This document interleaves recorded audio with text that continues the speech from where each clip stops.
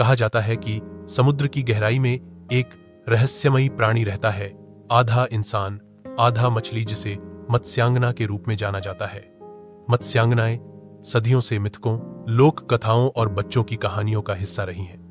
डिफ विभिन्न संस्कृतियां उन्हें अनोखे तरीके से वर्णित करती हैं। कुछ कहानियों में वे सुंदर और दयालु प्राणी हैं, जबकि अन्य में वे रहस्यमय और कभी-कभी खतरनाक हैं। एक जलपरी में आमतौर पर ऊपरी मानव का ऊपरी शरीर और मछली का निचला शरीर, एक लंबी पूंछ और पंखों सहित।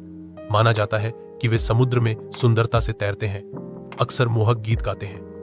कभी कभी वे पास में देखे जाते हैं, किनारे पर नाविकों और मछुआरों को मोहित करते हुए।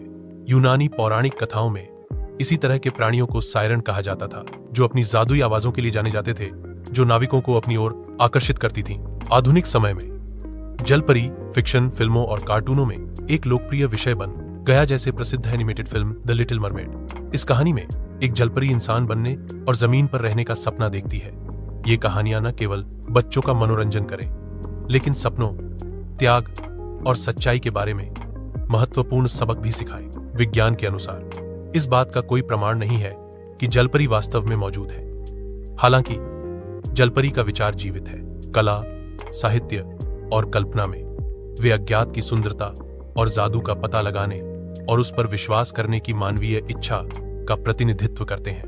निष्कर्ष, चाहे वास्तविक हों या पौराणिक, जलपरी आकर्षित करती रहती हैं सभी उम्र के लोग। उनकी कहानियां हमें भय सपने देखने, प्रकृति से जुड़े रहने और साधारण से परे चमत्कारों में विश्वास करने के लिए प्रेरित करती हैं। मत्स्य कन्या की कहानी के माध्यम से हम एक मिश्रण पाते हैं, काल्पनिक संस्कृति और कालातीत कहानी कहने की।